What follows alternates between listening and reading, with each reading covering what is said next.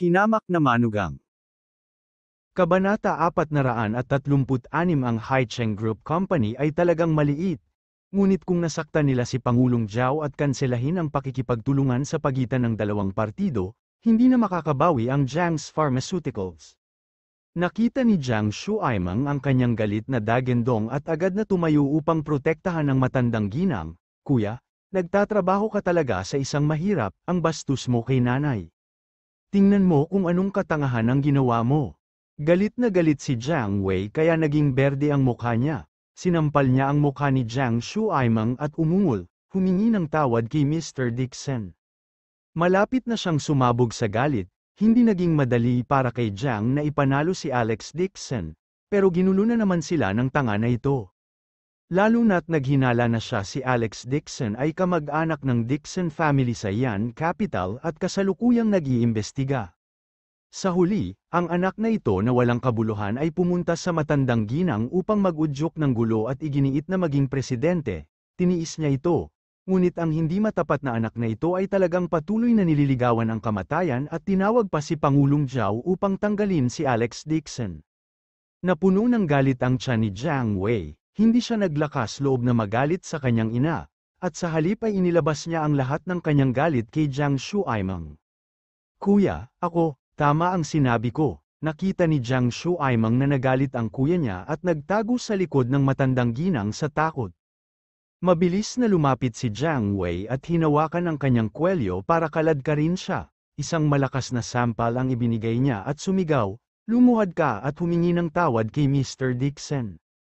Big Brother, nagulat si Jiang Shuaimeng at buong lakas na nakipaglaban. Siya ay presidente, at ngayon sa harap ng lahat ng mga empleyado, lumuhad sa harap ni Alex Dixon, isang deputy director, anong prestihiyo ang mayroon siya sa kumpanya mula ngayon? Lumuhad, malungkot ang mukha ni Jiang Wei, mabangis niyang sinabi, kung hindi, mawala ka, kung hindi, ang pamilya Jiang ay malaon o masisira sa iyong mga kamay, ikaw na anak na walang kabuluhan. Nakita ng matandang ginang Jiang ang kanyang pinakamamahal na anak na binugbog at ang kanyang puso ay nasaktan para sa kanya. Agad niyang tinuro si Jiang Wei at pinagalitan ito habang umiiyak. Away, si Jiang Shuaimeng ang nakababatang kapatid mo. Bata pa siya, hindi ko kayang hawakan kahit isang hibla ng buhok niya. Sinaktan mo talaga siya para sa isang tagalabas, tao ka pa ba? Pagkatapos sabihin yon, sumugod siya at itinaas ang kanyang tungkod para tamaan si Jiang Wei. Ilayo mo ang matandang ginang, tumama si Jiang Wei sa walking stick, pinandilate niya ito ng mga mata niyang namumula sa dugo at umungal sa mabagsik na boses. Ang isang mapagmahal na ina ay madalas na maraming pagkatalo, ang matandang ginang ay nagpalaki kay Jiang Shuaimeng mula pa noong siya ay bata pa. At yun ang dahilan kung bakit ang Jiang family ay nagpalaki ng isang walang kwentang tao. Walang lakas ng loob na sumuway ang mga bodyguard sa likod niya. Kinakabahan silang naglakad pasulong, ay nalalayan si Old Lady Jiang na umiiyak, at pilit siyang inilabas. Dinala ang matandang ginang Jiang at si Jiang Shuaimeng ay biglang walang sinumang tumulong sa kanya. Takot na sabi niya habang nanginginig, Kuya, huwag mo akong patulan, I was wrong. Bago pa siya makatapos, sinipa siya ni Jiang Wei sa malayo at sumigaw na may pulang mata. Kung ayaw mong masira ang Jiang family ng isang alibughang tulad mo, lumuhad ka at humingi agad ng tawad kay Mr. Dixon. Si Jiang Shuaimeng ay sinipa ng 3 metro ang layo, sa sobrang takot ay hindi na siya naglakas loob na tumayo, lumuhad siya sa lupa at gumapang pabalik, sabi niya kay Alex Dixon habang nanginginig, President Dixon, I was wrong. I apologize to you, you are the company's president, you will listen to your orders. Nang walang suporta ng matandang ginang, ipinakita ni Jiang Shuaimeng ang kanyang tunay na kulay, lumuhad siya sa harap ni Alex Dixon at nanginginig sa takot. Mr. Dixon, paulit-ulit na nagdulot sa iyo ng problema ang alibughang ito. Ito ay dahil hindi siya naturuan ng mabuti ng aking Jiang family. Isang mahabang buntong hininga ang pinakawalan ni Jiang Wei. Sa isang walang magawang ekspresyon, muli siyang yumuko kay Alex Dixon. Hindi na niya maalala kung ilang beses na siyang humingi ng tawad kay Alex Dixon. Ang Jiang family ay nagsilang ng ganoong basura, sa harap ni Alex Dixon, nawala na lahat ng mukha nila. Natigilan ang mga empleyado ni Jiang sa paligid, ang buong koridor ay puno ng mga tao. Ngunit ang mga tao ay ganap na tahimik, maraming masalimuot na tingin ang dumaan sa katawan ni Alex Dixon.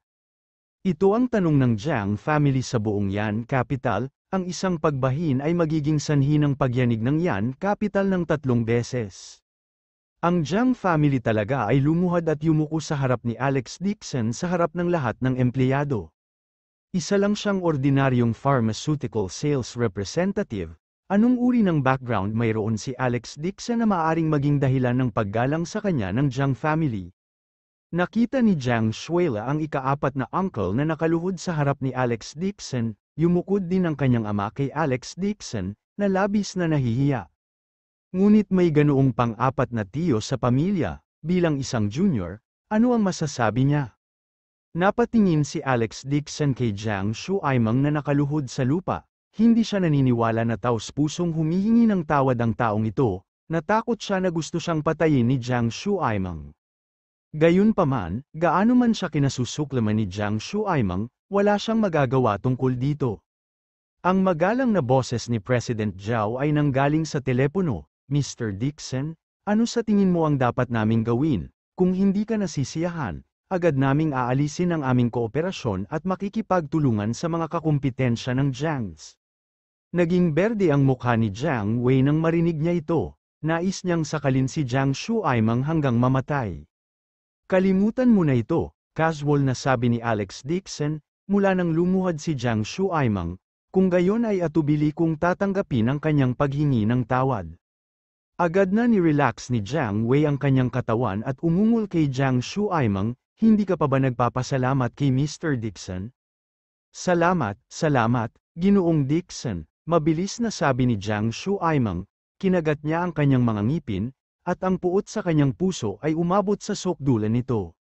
Kung may hawak siyang kutsilyo, tiyak na sasaksakin niya si Alex Dixon hanggang sa mamatay. Sumulyap si Alex Dixon sa kanya at sinabing may mahinang ngiti, Jiang Shuaimang, sabi niya, gusto mo bang nasa puso mo ang buhay ko? Nanginginig si Jiang Shuaimang at mabilis na pinisil ang isang nakakabigay puri ng ngiti. President Dixon, hindi ko ginawa.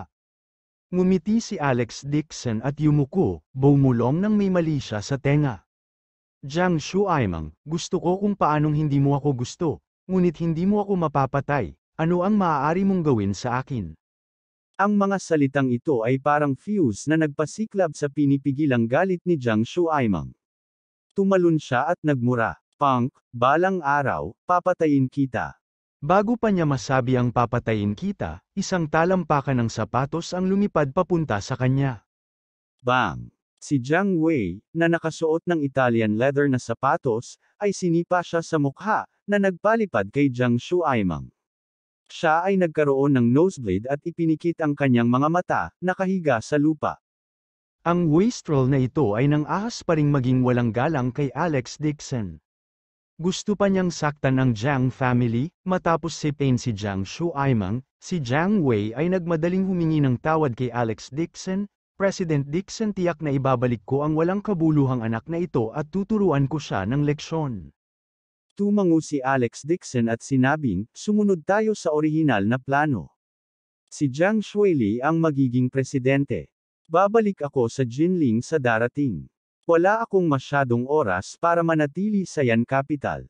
Kuya Alex, gusto mo bang bumalik sa Jinling? Napabuntong hininga si Jiang Shuela. Isang malakas na pakiramdam ng pagkawala ng bamalat sa kanyang puso. Agad niyang sinabi, ang pag-unlad ng kumpanya sa pinakamataas ay walang limitasyon. Paano kung manatili ka sa Yan Capital?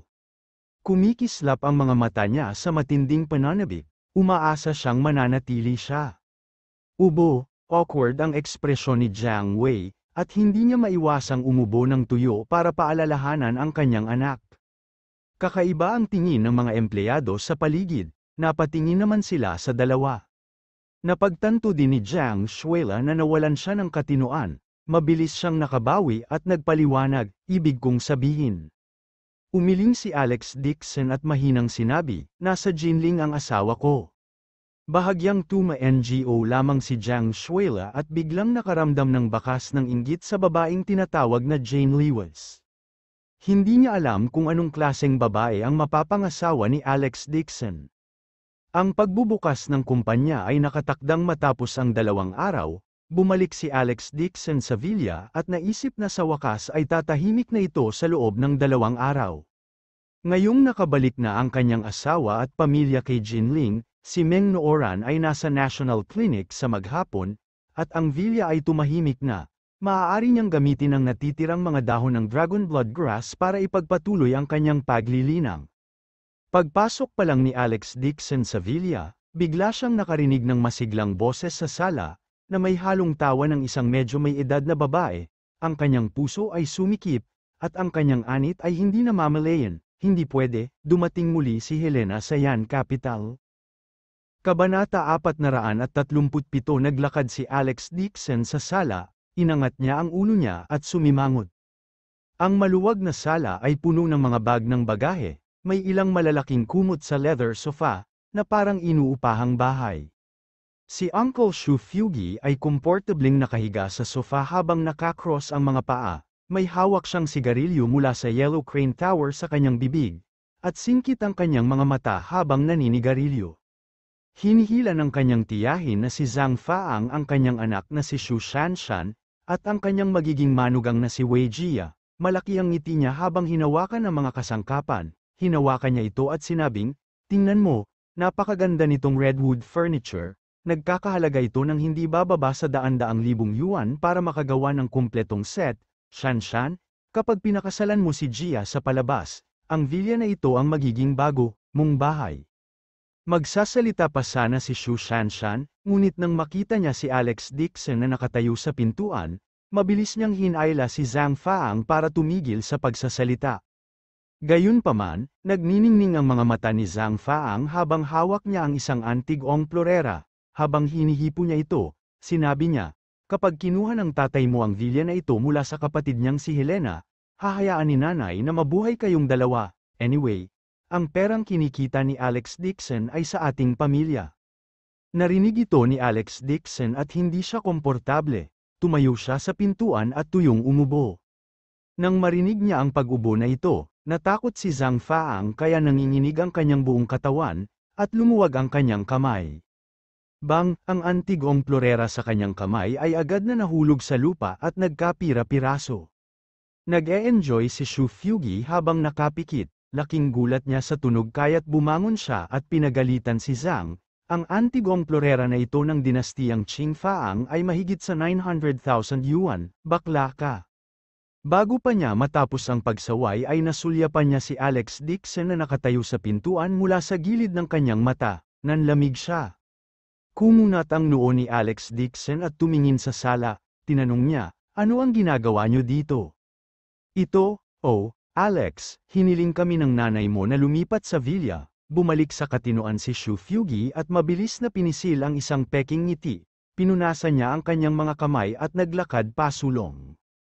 "Lumipat ka sa bahay ko." Napatingin si Alex Dixon sa magulong sala at talagang hindi alam kung ano ang sasabihin. Nag-react din si Zhang Faang at mabilis na kinuha ang phone niya.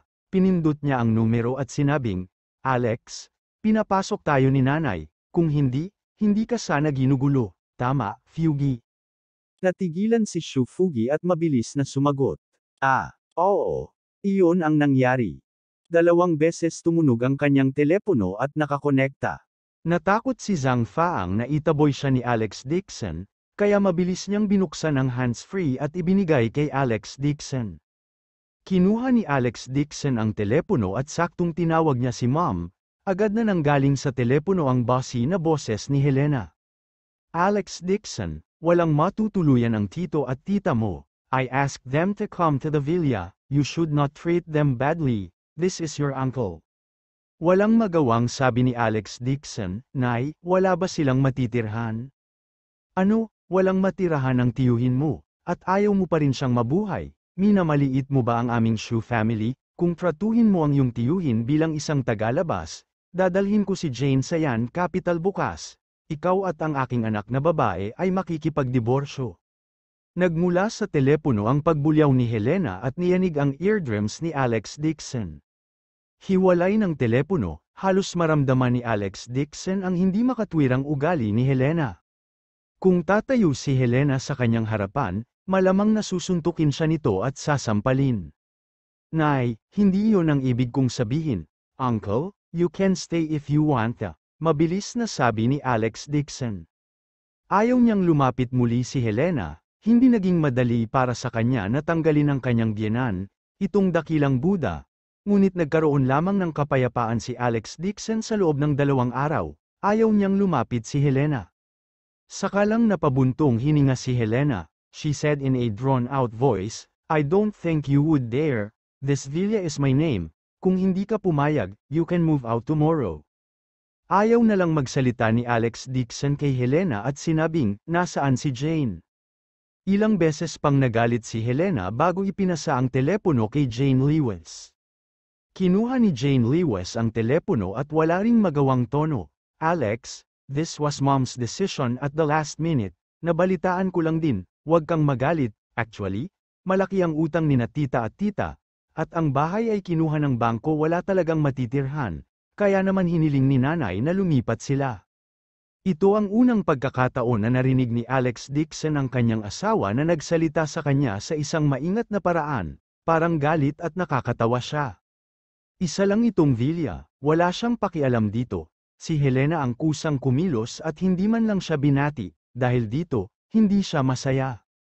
Gayunpaman, dahil naipaliwanag na ito ng kanyang asawa, ayaw ni Alex Dixon na pahirapan ang kanyang asawa, ngumiti siya na parang walang nangyari at sinabing, Wife, my house, it's only yours, Uncle will be fine staying here for a while, anyway, the villa is empty. Sina Xu Fugi at Zhang Faang, na nakatayo sa gilid, ay orihinal na kinakabahan, matapos marinig ang pagsang-ayon ni Alex Dixon, lihim silang nakahinga ng maluwag. Hindi naging madali ang pagtawag sa kanyang asawa sa telepono, si Alex Dixon ay tumawag sa telepono at sinenyasan ang kanyang tiyuhin na ilipat ang mga gamit, kinuha niya ang phone niya at umakyat sa taas. Pumasok si Alex Dixon sa kwarto at isinara ang pinto. Umiti siya at sinabing, mismo ba ako? Si Jane Lewis, na nasa kabilang dulo ng telepono, ay namula at sinabing, hindi kita nami-miss. Talaga, tapos babalik ako sa ilang araw, o sa pagkakataong ito, sa wakas ay sinabi ni Jane Lewis ang totoo at nahihiyang sinabi, kailan ka ba babalik? Malapit na, sabi ni Alex Dixon at hindi napigil ang sabihin, wife, video call ka, titingnan ko. Sabi ni Jane Lewis, sandali lang, naligo lang ako at nagbihis. Maligo ka, nagsimulang kumulo ang dugo ni Alex Dixon, tinatawag kaya siya ng asawa niya at wala siyang suot na damit. Isang magandang larawan ang agad na pumasok sa kanyang isipan. Ang kanyang asawa ay nakatayo sa banyo, ang kanyang katawan ay kasing pinong jade, hawak niya ang phone niya at may tumatawag. Ang eksenang ito, iniisip pa lang, ay sapat na para sumabog ang mga tao. Napalunok ng mariin si Alex Dixon at mabilis na sinabi, Miss, huwag mo nang isuot, bilisan mo at magpadala ng video. Matagal-tagal na rin mula nang makita niya ang kanyang asawa, mapapanood din niya ang video. Nag-vibrate ang kanyang telepono, at pinadalhan siya ni Jane Lewis ng video sa WeChat. Hindi na makapaghintay si Alex Dixon na matanggap ito. Nang makitang lumabas ang screen ay agad niyang nilunok ang kanyang laway. Sa screen, tumambad ang itaas na katawan ni Jane Lewis. Wala talaga siyang suot, ang kanyang mga balikat ay kasing kinis ng jade, ang kanyang itim na buhok ay nakatabing sa kanyang mapuputing balikat, na nagpapakita ng kanyang napakagandang collarbone na tila isang jade na inukit. Gayunpaman, may hawak siyang malaking puting tuwalya sa kanyang kamay, na nakatakip sa ibabang bahagi ng kanyang leeg, at ang kanyang mukha ay ganap na pula. Namumula ang pisngi ni Jane Lewis habang nakapout, ano ba ang kinatatakutan mo? Ginawa mo yon para hindi na ako magkaroon ng panahon para magsuot ng damit. Kumukulo ang dugo ni Alex Dixon, at habang nilalamon niya ang kanyang lalamunan, naisip niya, hindi kaya nakatapis lang ng tuwalya ang kanyang asawa para matakpan ang kanyang buong katawan. Habang pinag-iisipan niya yon ay hindi niya ito kayang pigilan pa. Umakyat ang mainit na dugo sa kanyang ulo. Habang nagpapanggap na walang nangyari, nagdasal siya sa kanyang puso, mas maganda kung hindi mahawakan ng asawa ko ang tuwalya at madapa. Nakakalungkot na hindi natuloy ang mga bagay-bagay ayon sa kanyang kagustuhan. Matagal na nagkwentuhan si Alex Dixon, pero parang dumikit sa katawan niya ang tuwalya sa kamay ni Jane Lewis. Hindi lang ito dumausdos pababa, kundi ginamit pa niya ang tuwalya para matakpan ng mahigpit ang kanyang mga balikat. Ilang beses siyang hinimok ni Jane Lewis, sinabi na gusto niyang ibaba ang telepono, hindi siya pinabayaan ni Alex Dixon na ibaba ang tawag, ang kanyang isip ay puno ng mga pag-iisip na malaglag ang tuwalya. Kailangan ko pang pumunta sa kumpanya pagkatapos maligo, hindi ko nasasabihin sa'yo, Jane Lewis pouted at tumayo para ibaba ang telepono. Sa sandaling ito, natapakan niya ang isang sulok ng bath towel sa lupa at hinugot yun sa kanyang katawan. Kasabay ng sigaw ni Jane Lewis, nahulog ang tuwalya sa lupa, magandang bola, tuwang-tuwang ibinaba ni Alex Dixon ang kanyang kamao. Kabanata 438 Pagkalapag pa lang ng tuwalya, biglang naging itim ang screen ng telepono. Naubusan ito ng baterya, hinawakan ni Alex Dixon ang telepono at tumayo ng ilang segundo nang hindi bumabalik sa katinoan. F***CK, sa kritikal na sandali, naputol ang kuryente. Gusto talaga ni Alex Dixon na ibagsak ang sirang teleponong ito sa dingding, 10,000 nakatutuwang kabayo ang dumaan sa kanyang puso. Ang dayuhang peking teleponong ito ay talagang hindi kahanga-hanga. Nagdesisyon si Alex Dixon, bukas, bibili siya ng domestic Huawei phone. Pagkalipas ng ilang minuto, nagpadala si Jane Lewis ng isa pang video call, ngunit sa pagkakataong ito, naisuot na niya ang kanyang mga damit, at mahigpit pa rin itong nakatakip. Alex, may isa pa akong nakalimutang sabihin sa'yo. Lumipat na tayo sa villa. Walang magawang sabi ni Jane Lewis. Bumalik si nanay galing Yan Capital. Naramdaman niyang napakaliit ng bahay at pinilit niyang manirahan sa villa. Lumipat na, nagulat si Alex Dixon, hindi niya inaasahan na gagawa ng panibagong hakbang si Helena at magre-report sa ibang pagkakataon. Namanhid ang anit niya at mabilis niyang sinabi, tingnan mong mabuti ang palayok ng mga bulaklak sa ikalawang palapag, huwag mo na itong itapon muli ni nanay. Nag-isip sandali si Jane Lewis at sinabing, tinawag ni nanay ang gumagalaw na team para maglinis kahapon at naghagis ng maraming gamit. Pupunta ako at hahanapin ito. Okay, kung hanapin mo, bigyan mo ako ng reply, mabilis na sabi ni Alex Dixon. Ang kanyang bonsai ay isang langit at lupa na buto ng espiritu, hindi naging madali para sa kanya na mag-set up ng spirit gathering formation sa villa, nakasama sa 2 spirit seed na ito ay tumubo. Hindi niya dapat hayaang saktan siya muli ni Helena. Pagkaraan ng ilang sandali, nagpadala si Jane Lewis ng ilang larawan, lahat sila ng mga dekorasyon ng villa. Ang interior ng orihinal na istilong European na villa ay naging maliwanag na pula at berdeng istilong kanayunan. Sa dingding ng telebisyon, mayroon talagang isang matandang birthday star na nakasuot ng pulang jacket, nakayakap siya sa ilang peach blossoms at nakangiti ng malawak. Sa hardin sa labas ng pinto, si Molan, Junzilan, at iba pang mahahalagang bulaklak ay binunot ni Helena. Isang malaking patch ng berdeng sibuyas at vanilya ang itinanim. Sa isang sulok ng hardin, may kulungan ng manok, mayroong 4 o 5 inahing asparagus at isang malaking tandang. Ang high-end na villa ay naging isang maliit na patio ng nayon. Walang masabi si Alex Dixon, hanggat hindi itinatapo ni Helena ang kanyang natukoy na binhi, hindi niya ito mapipigilan sa anumang bagay. Gayunpaman, hindi pa natagpuan ni Jane Lewis ang mga uri ng binhi sa ngayon, sinabi niya na titingnan niya ang looban. Ang mga salitang ito ay nag-alala at nagkaroon ng masamang pakiramdam si Alex Dixon. Sa ibaba, inilipat din ni Shu Fugi at Zhang Faang ang kanilang mga bagahe sa kwarto. Tuwang-tuwa sila na para silang lilipat sa bagong bahay, sina Xu Shanshan at Wei Jia ay nakatira ng magkasama sa labas at hindi sila tumira. Mayroong 2 araw na natitira, opisyal nang bubuksan ng joint ventures ang mga pintuan nito, binalak ni Alex Dixon na ilipat ang isang maasahang kaalyado sa joint ventures pagkatapos ng pagbubukas, at pagkatapos ay makakabalik na siya sa Jinling. Si Jiang Shuila ang magiging presidente ng kumpanya, si Alex Dixon ang magiging kinatawan ng Haicheng Group Company at ang deputy director, at si Jiang Shuaimeng ang magiging deputy director sa ilalim ng mahigpit na pagsunod ni Old Lady Jiang. Walang magawa si Jiang Shuaila tungkol sa bagay na ito, umiiyak daw sa bahay ang matandang ginang at hindi kumakain. Wala na talagang ibang pagpipilian si Jiang Handong, kaya lumapit siya para makipag-usap kay Alex Dixon. Sa huli, hinirang si Jiang Shuaila bilang board member, ngunit kailangan ang kanyang desisyon ng lagda at pahintulot ni Alex Dixon. Bukod dito, ang nakitang shareholder ng kumpanya, ang Haicheng Group Company, ay may kapangyarihan sa paggawa ng desisyon, ngunit sa katunayan, ito ay si Alex Dixon. Bagamat si Jiang Shuaimeng ang deputy director, hindi niya ito binigyan ng tungkulin, siya lamang ang namamahala sa seguridad, paglilinis, at kantina ng empleyado ng kumpanya, wala siyang anumang mahalagang bagay. Isang araw bago ang pagbubukas ng kumpanya, biglang nakatanggap ng tawag si Alex Dixon mula kay Su Ching-cheng. Kuya Alex, libre ka ba? Gusto kitang i-treat ng pagkain.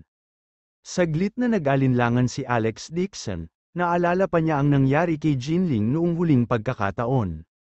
Isa siyang lalaking puno ng sigla at sigla. Halos hindi niya napigilan ang sarili at nakitulog kay Su Ching-cheng. Gayunpaman, bago siya makapagsalita ng anuman, ngumiti si Su Ching-cheng at sinabing, "Ano ang kinakatakutan mo? Natatakot akong kainin ka." "Ano bang kinakatakutan ko?" Hinanda ni Alex Dixon ang sarili at sinabing, "Then come, 6 o'clock in the afternoon, hihintayin kita sa Moonlight Restaurant." Ibinaba ni Su Ching-cheng ang telepono pagkatapos niyang magsalita, hindi man lang niya ito binigyan ng pagkakataong magsalita. Napabuntong hininga si Alex Dixon, medyo nakonsensya pa rin siya kay Su Ching-cheng. Kung hindi dahil sa kanya, hindi magkakaroon ng boyfriend si Su Ching-cheng hanggang ngayon, sa background ng kanyang pamilya, kagandahan, at husay sa negosyo, hindi magiging problema sa kanya ang magpakasal sa sinuman, ngunit kailangan niyang magbigti sa isang punong katulad. Sayang, dumating si Alex Dixon sa Moonlight Restaurant. Walang ibang customer sa restaurant maliban kay Su Ching-cheng, na nakasuot ng itim na panggabing damit, na nagpapakita ng kanyang makinis na mga balikat, at isang purple na pearl necklace. Siya ay tumingin lubhang eleganteng at kaakit-akit. Naglakad si Alex Dixon sa mesa at umupo, alam niyang nag-book na siya ng restaurant. "Kuya Alex, gaano ka katagal magstay sa Yan Capital? Kailan ka babalik?" Tumingin sa kanya si Su Ching-cheng na may nagbabagang mga mata. Sa susunod na linggo, natahimik sandali si Su Ching-cheng at mahinang nagsabi, "Pwede bang huwag kang umalis? Nasa Jinling ang asawa ko, maaari mong hilingin kay Jane Lewis na pumunta sa Yan Capital, mamumuhunan ako upang matulungan siyang mapaunlad ang kumpanya, tutulungan ko siyang makahanap ng isang proyekto, siguradong mas mabuti ito kaysa sa pag-unlad sa Jinling," nag-aalalang sabi ni Su Ching-cheng. Nang marinig niya ito, medyo naantig si Alex Dixon sa kanyang puso, ngunit umiling siya at sinabing, "Salamat, pero plano ko pa ring bumalik kay Jinling." Alam niya ang karakter ni Jane Lewis, mas handa siyang magsimula ng sariling negosyo kaysa manalo sa pamamagitan ng pagsisinungaling, hindi pa banggitin na siya ay isang karibal sa pag-ibig. Isang bakas ng kalungkutan ang bumungad sa mukha ni Su Ching-cheng, alam din niya na ito ang magiging resulta. Kung payag si Jane Lewis, hindi na siya kailangang gumawa ng hakbang, matagal nang ginawa ni Alex Dixon ang construction company bilang numero 1 construction company sa buong bansa. Inayos niya ang kanyang mod at mahinang sinabi, "Ikaw at ang kumpanya ng Jiang family ay magbubukas na." "Tama, nabalitaan ko na ang kumpanya ay nagdudulot pa rin ng gulo 2 araw na ang nakakaraan. Plano kong gumastos ng 1 bilyon upang bilhin ang kumpanya at hayaan mong pamahalaan ito." Mapait na ngumiti si Alex Dixon at sinabing, "Sapat na ang utang ko sa iyo. Kung magdadagdag ka ng isa pang halaga, mababawasan ko lang ito sa susunod kong buhay. Kalimutan mo na ito, kaya kung ayusin ang bagay na ito." Sinabi ni Su Ching-cheng sa kalahating totoo, "Kung sa tingin mo ay may utang ka sa akin, pagkatapos ay pakasalan mo ako, maglakas loob ka ba?" Ang kanyang matapang na pag-amin ay nakaramdam ng awkward kay Alex Dixon, hindi niya alam kung paano itutuloy. Sa kabutihang palad ay nagbibiro lamang si Su Ching-cheng, Agad niyang iniba ang topic at nagsimulang magsalita tungkol sa kumpanya. Habang kumakain sina Alex Dixon at Su Ching-cheng, sa isang marangyang pribadong silid sa kanlurang bahagi ng Beijing.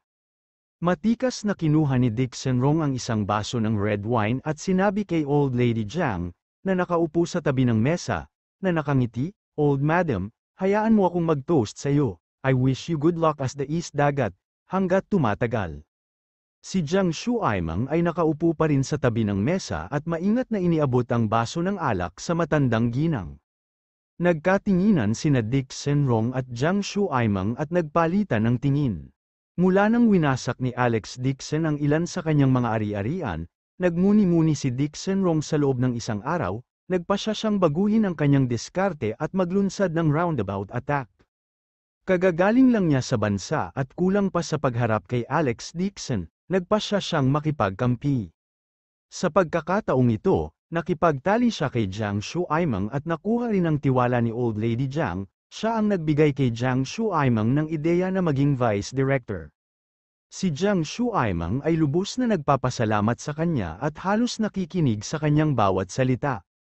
Si Dixon Rong ay uminom kasama si Jiang Shuaimang at sinabing may makahulugang ngiti, "Vice Director Jiang, magkakaroon tayo ng masayang pagtutulungan sa darating, maligayang kooperasyon." Napabuntong hininga si Jiang Shuaimang at sinabing, "Huwag kang mag-alala, kasama ako sa kumpanya. Kung may istorbo, ipapaalam ko sa iyo." Hindi ko hahayaang makawala si Dixon na yun, humanap ng pagkakataon upang ibalik ang pabor sa pamamagitan ng isang ngipin. Kabanata 439. Pagkatapos kumain nina Alex Dixon at Su Ching-cheng, bumalik sila sa villa. Gayunpaman, papasok pa lang sila sa bahay, bigla niyang napagtanto na may 2 taong palihim na papasok sa intersection, nakatingin sila sa entrance ng villa, ang kanilang mga galaw ay kaina-hinala. Walang ipinakitang pagbabago si Alex Dixon sa kanyang ekspresyon, pagkatapos niyang pumasok sa entrance ng villa, lumabas siya sa likod ng pinto at naglakad papunta sa intersection. 2 figura ang lumiliit sa likod ng poste ng kuryente, na nakalabas ang kanilang mga ulo upang sumilip sa pangunahing pinto ng villa. Kahit na naglalakad si Alex Dixon sa likuran niya ay hindi niya napansin ang dalawa. Ang 2 figura ay tumingkayad sa likod ng poste ng kuryente at nagbubulungan sa kanilang sarili. "Kanina ko lang siya nakitang bumalik, bakit hindi ka nagmadali? Bakit hindi ka pumunta? Natatakot ka ba? Bakit naman ako matatakot sa kanya?" Sa sandaling ito, isang boses ang nagmula sa likuran at naputol ang kanilang pag-uusap. "Nakakapagod ang mag-squat dito ng ilang araw, gusto mo bang pumunta sa villa at mag-squat?" Ang isa sa kanila ay naiinip na tumalikod at pinagalitan, "Lamabi ka." Nang iangat niya ang kanyang ulo, ang buong pagkatao niya ay natulala. Napalingon din ang kausap at sa sobrang takot ay namutla ang mukha. Nag-cross arm si Alex Dixon at pinaikit ang mga mata. Nakakagulat, akala niya ay mga subordinate ni Dixon Rong ang ipinadala sa kampo, ngunit hindi niya inaasahan na ito ay sina Baldy at Wang Kai. Nakasuot din si Baldy ng malaking pares ng salaming pang-araw at may dalang nakaumbok na asul na Oxford cloth luggage bag, may hawak siyang kitchen knife sa kanyang kamay, na mukhang magnanakaw siya sa isang bangko. Nagtaas baba si Alex Dixon at nagtanong, "Bakit kayong dalawa ang nag-squat sa harap ng bahay ko?" Nagkatinginan silang dalawa, pinunasan ng kalbo ang kanyang mga kamay at ngumiti ng nakakaloko, "Master Dixon, napag-usapan namin ito at gusto naming matuto mula sa iyo." "Gustong niyong matuto?" Natigilan si Alex Dixon, ang tingin kaya sa kanya ng dalawang ito ay isang manghuhula at gustong matutong magbasa ng feng shui. Hindi ba ito biro? Masiglang tuma-NGO ang kalbo, puno ng paghanga ang kanyang mga mata. "Master Dixon, mula nang makita ko ang iyong kabayanihan sa pakikipagkarera, araw at gabi kitang iniisip, hindi talaga ako makatulog." "Cut the crap," sasabihin ko. Sinipa ni Wang Kai ang kalbo sa gilid at magalang na sinabi kay Alex Dixon, "Master Dixon, tama na, gusto naming matuto ng ilang galaw mula sa iyo, para manalo kami at huwag kami mabugbog muli sa hinaharap." Tumingin si Alex Dixon sa kanilang dalawa at sinabing, "Ang pag-aaral ng martial arts ay nangyari ng pagsusumikap, hindi ba? Oo naman, talagang walang problema. Mabilis na tumalon ng kalbo at yumuko, na nagsasabing, Master Dixon, hindi ba kumukuha ng security guard ang kumpanya mo? Nag-apply na kami para sa trabaho, na nagpapakita ng aming determinasyon na sundin si Master Dixon sa natitirang bahagi ng buhay natin. This time, nagulat talaga si Alex Dixon, ang kalbo ay isang gangster. Ngunit si Wang Kai ay young master mula sa Wang family ng Jinling, siya ay spoiled at spoiled. Kadala sa bahay, para siyang una na may burda na bulaklak, paano siya maging security guard?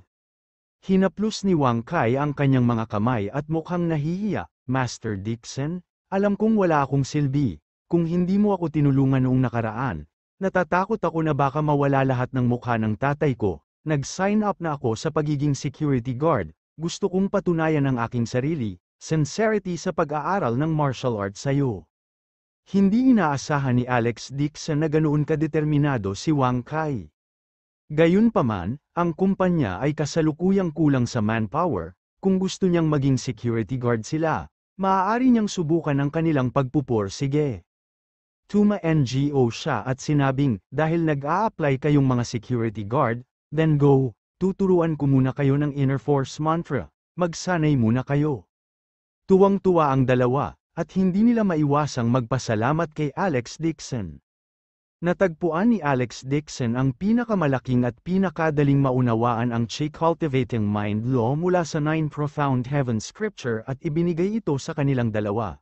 Bagamat ang set ng mind law na ito ay nasa beginner level, para sa mga baguhan, basta't magsisikap sila para linangin ito, mapapalakas nila ang kanilang mga katawan. Pagkatapos paalisan silang dalawa, nakatanggap si Alex Dixon ng tawag mula kay Wang Zhengang. Master Dixon, ang walang kwentang anak kong yun ang umaasa sa pag-aalaga sa kanya. Kaya niyang magkusa para sabihin gusto niyang pumasok sa trabaho, hindi ko talaga alam kung ano ang sasabihin ko para magpasalamat. Napuno ng pasasalamat si Wang Zhengang sa telepono, at nagpakawala siya ng mahaba at maikling buntong hininga. Ang kanyang anak ay hindi maaaring hawakan ang kanyang mga kamay o gumawa ng anumang bagay. Malaki ang ugali ni young master at matigas ang ulo. Kung tuwirang sabihin, siya ay isang tipikal na hedonistic na anak, na naging dahilan upang siya, ang ama, ay labis na nag-aalala. Ngayon, si Wang Kai talaga ang nagkusa para sabihin na gusto niyang maging security guard, halos naisip ni Wang Zhengang na mali ang narinig niya. Master Dixon, maraming salamat, plano kong mag-invest ng 300 milyon sa iyong joint ventures at bumili ng 10% ng shares. Lahat ng shares na bibilhin ko ay ililipat sa Wanhao Company. Ibinigay ito ng Wanhao Company, na kumpanya ni Alex Dixon, kay Alex Dixon. Ang Haicheng Group Company ay mayroong 80% ng mga bahagi, at ngayon si Wang Zhengang ay namuhunan ng 300 milyon, ang paglilipat ng 10% ng mga pagbabahagi kay Alex Dixon ay katumbas ng pagkakaroon ng 70% ng mga pagbabahagi. Tinapos ni Alex Dixon ang tawag at pumasok sa villa. Bigla, nakita niya si Ming Nooran na tumatakbong papasok mula sa likod ng pinto sa takot. Parang may bakas ng luha sa mukha niya. Kumunat ang noo niya at tinawag si Ming Nooran. Nooran, sinong bubuli sa'yo, ha? Tumingala si Ming Nooran at biglang nakita si Alex Dixon. Bakas ang gulat sa mga mata niya at umiling siya. Hindi. Nakita ni Alex Dixon na may malakristal na luha pa rin sa mukha nito at lumubog ang mukha nito. Tanong niya, may nasabi bang masama sa inyo si Tito at Tita? Sabi ni Ming Nooran, buhangin ang pumikit sa mata ko, may gagawin pa ako, kaya babalik muna ako sa kwarto ko. Nang matapos siyang magsalita ay parang may tinakpan siya habang nagmamadaling naglakad papunta sa kanyang silid. Tumayo si Alex Dixon sa likuran niya. Magkasalubong ang mga kilay nito. Naglakad siya sa likod ng pinto ng villa at iniangat ang ulo para tingnan. May nakita siyang anino na dumaan sa kalsada, palihim itong tumakbo at kasing bilis ng kuneho. Mukhang ngayon lang lumabas si Meng Nooran para makita ang taong ito. Ano ang nangyari na nagpapanik sa kanya? Malamig ang ekspresyon ni Alex Dixon habang tumalikod at naglakad papasok sa villa. Ngayon, ang pamilya Meng ay bumagsak, si Meng Nooran ay naging ulila, sa mga mata niya, para lang siyang kapatid. Kung may nambubuli kay Meng Nooran, hindi niya sila patatawarin.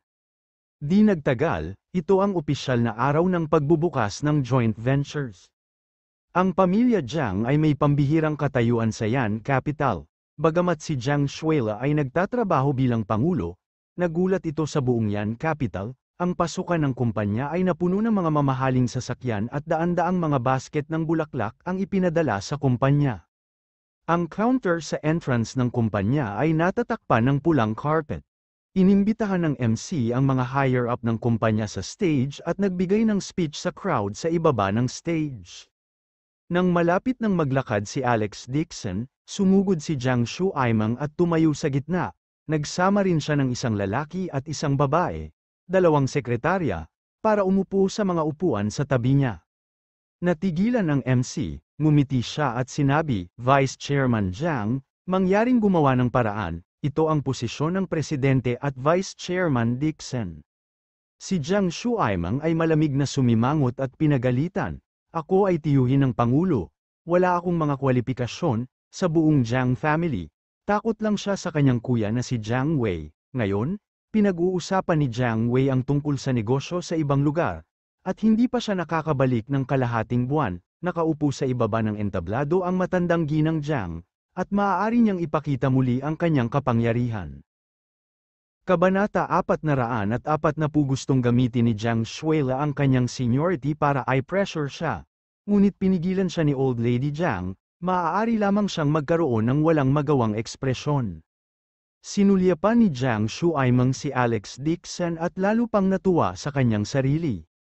Matapos gabayan ni Dixon Rong, natutunan din niya ang kanyang leksyon. Alam niyang haharapin niya si Alex Dixon, dahil hindi siya tugma sa batang ito, sinadya niyang sumulat ng isang artikulo tungkol sa mga walang kwentang bagay. Sinabi ni Jiang Shuila, pang-apat na tiyo, hindi magandang gawin mo ito. Kalimutan mo na, malamig na sabi ni Alex Dixon, tumalikod at tumayo sa gilid. Ito ay hindi tulad ng hindi niya masabi na si Jiang Shuaimang ay sadyang naghahanap ng gulo.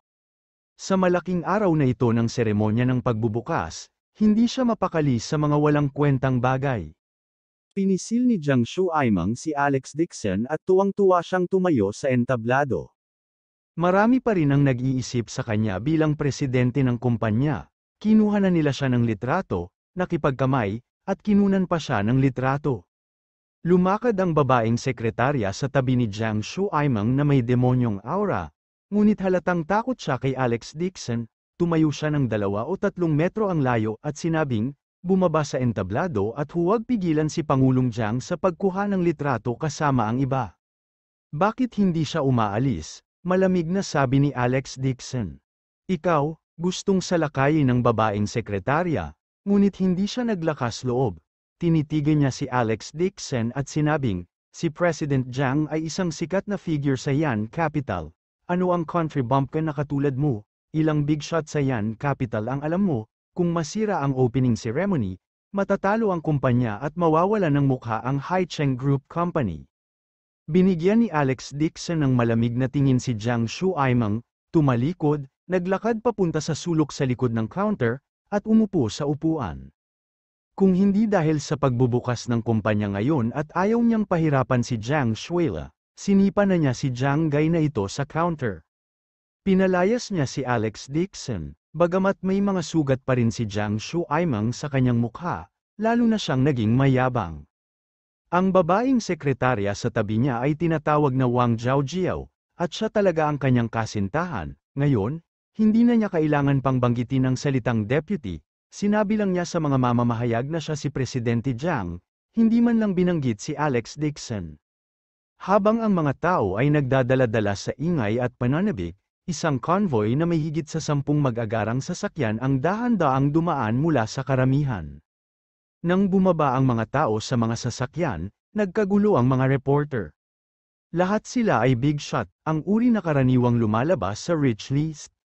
Lalo na't naroon din ang Su family, si Jiang Shuaimang ay nakatayo sa entablado, ang kanyang mga mata ay nagniningning sa tuwa. Tinawagan ni Old Lady Jiang ang bawat isa sa kanila kahapon upang ipaalam sa kanila, ang malalaking wristbands ng Yan Capital lahat ay nagpahayag na nais nilang ipagdiwang ang pagbubukas ng tindahan, ang mga taong ito ay ang lahat ng kanyang mukha. Mukha pa rin niya ang dumarating para ipagdiwang ang pagbubukas ng shop para sa kanya. Tuwang-tuwa din si Wang Zhaojiao, para makilala niya ang napakaraming mayayaman at makapangyarihang tao, para rin siyang nasa mataas na uri. Inilibot niya ang kanyang mga mata kay Alex Dixon, na nakatayo sa ibaba ng entablado, at kinutya siya sa mahinang boses. Pwey, isa ka lang bumpkin mula sa ibang bansa, ngayon, hahayaan kitang maranasan ang koneksyon ng ating Presidente Jiang. Ang mga big shot na naroroon ay pawang mga big shot na bihirang makita, buong lakas na kumukuha ng litrato ng mga reporter, at pati mga kamay nila ay masakit. Lumakad papunta sa entablado si Old Lady Jiang gamit ang kanyang saklay at may tampo sa kanyang mukha. Nang madaanan niya si Alex Dixon, sinadya niyang sinabi, ang aming Jiang family ay ang pinakamahusay pa rin, napakaraming tao dito dahil sa aming Jiang family. Huwag masyadong seryoso ang iyong sarili sa Yan Capital, kung wala kami, wala ka. Buong gabi siyang tumawag ng isang grupo ng mga big shot para tulungan ang kanyang anak na si Jiang Shuaimeng, at takutin si Alex Dixon. Itong si Dixon talaga ang naging dahilan para mabugbog ang kanyang anak.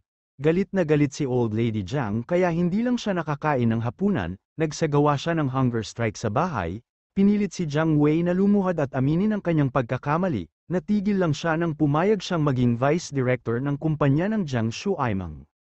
Ano ba naman, ang Haicheng Group Company ay wala, kung walang Jiang family, walang mag-aalaga kay Alex Dixon. Sa sobrang daming big shots na sabay-sabay, kasama ang kanyang assistant, umakyat siya sa stage para magbigay ng mga regalo, maging ang host ay nasa sabik na nanginginig ang kanyang boses, hinawakan niya ang microphone at kumanta ng malakas. Haicheng Li family, bigyan mo ako ng isang pares ng layon, ito ay kulang ng 70 milyon, wish ko sa inyo ang grand opening. Ang Nanbuang Chamber of Commerce ay magbibigay ng 10 metrong taas ng South Pacific Jade Tree, ito ay nagkakahalaga ng 100 milyon, nais ko ang kumpanya ng isang maunlad na buhay. Nagpadala ang Chen ni Dong Chuan ng 10 Porsche sports car na pamilya humigit kumulang 170 milyon, nais kong maging matagumpay ang negosyo ng kumpanya. Pamilya ng Western Plain Yan, bigyan mo ako ng isang piraso ng lupa sa katimugang bahagi ng Beijing, na humigit kumulang 400 milyon, upang ipagdiwang ang pagbubukas ng kumpanya. Habang inaanunsyo ng host ang regalo, nagkakagulo ang mga tao sa ibaba. F***CK, anong klaseng tycoon ito? Kapag nagbukas ang ibang kumpanya para sa negosyo, bulaklak at basket lang ang ibibigay nila, kahit ilang milyon lang ang mga regalong binigay nila. Gayunpaman, sa mga tuntunin ng mga ari-arian, ang joint ventures na ito ay hindi mairaranggo sa mga nangungunang sa Yan Capital. Gayunpaman, kapag nagbigay sila ng mga regalo, sila ay mayaman at mapagbigay. Ginto, mga antigo, isang sports car, tumayo si Old Lady Jiang sa entablado at ngumiti ng walang kapantay na kasiyahan. Tuwang-tuwa si Jiang Shuaimeng kaya namula ang kanyang mukha at nagliwanag ang kanyang mga mata. The old madam was still the best, sa pamamagitan lamang ng isang tawag sa telepono, kahit na ang mga maliliit na kumpanya mula sa ibang mga lugar ay dumating upang mabatiin sila, ang grupong ito ng mga tao ay talagang gustong kumapit sa Jiang family. Nagkagulo rin ang mga tao sa ibaba ng entablado habang masigla silang nag-uusap. May mukha pa rin ang Jiang family. Personal ding dumating ang amo ng isang lugar na napakalayo sa Dongchuan at Zaiyuan. Pumunta siya dito para sa Jiang family, nabalitaan ko na may country bumpkin na may apelyidong Dixon sa kumpanya. This time, nakinabang din siya. Kung wala ang Jiang family, walang halaga ang Haicheng Group Company, hindi sila makakapagdulot ng anumang panahon sa Yan Capital. Namula ang mukha ni Jiang Shuaimeng, inunat niya ang kanyang kamay ng buong lakas at makikipagkamay na sana sa Li family, na naglalakad sa harapan. Ang gintong leon ay dinala sa entablado ng 10 tao, sa ilalim ng maliwanag na sikat ng araw, ito ay napakasilaw na hindi man lang maimulat ng mga tao ang kanilang mga mata, na naging sanhi ng paglalaway ni Jiang Shuaimeng, na pagpasyahan niya na pagkatapos ng seremonya ng pagbubukas, ibabalik niya ang leon sa kanyang tahanan. Isang grupo ng mga reporter ang handang lumaban, ang kanilang mga sibat at kanyan ay nakatutok lahat kay Jiang Shuaimang. Ang real-time na balita ay umiikot din, at ginawa nila ang kanilang makakaya upang mambola siya. Napakabukas palad ni Pangulong Jiang, nandito ang lahat ng malalaking kuha sa lungsod para batiin siya. Galing kakabukas lang ng kumpanya ni President Jiang, at nakatanggap siya ng mga regalo mula sa lahat ng big shot. Kung maglakas loob kang magtanong kung sino ang makakalaban mo, si President Jiang lang ang maaaring tumingin ng mababa sa business community. Si Jiang Shuaimang ay may ngiti sa kanyang mukha habang nakipagkamay siya sa taong nasa harapan niya. Malabo niyang naalala na ito ay isang tao mula sa Li family ng Haicheng, ang pangalan niya ay Li Tailei. Hindi pa niya nakita noon, ngunit narito ang mga taong ito para pasayahin ang Jiang family. Nang iniunat niya ang kanyang kamay ay hindi gumagalaw ang lalaki. Nagulat si Jiang Shuaimang, itinaas niya ang kanyang ulo at nakaramdam ng pagkalito. Hindi siya nilingon ni Li Tailei, tumingin siya sa paligid at nagtanong, nasaan si Pangulong Dickson? Anong Presidente Dickson? Sandaling hindi nag-react ang MC. Sinabi ni Li Tailei sa malalim na boses, Alex Dickson, Presidente. Sinadya niyang itabi ang meeting at sumakay sa eroplano para batiin si Alex Dickson. Masiglang sinabi ni Wang Zhaojiao, si President Jiang mula lang sa 4 na malalaking pamilya ng Yan Capital ang nandito, walang Presidente Dickson.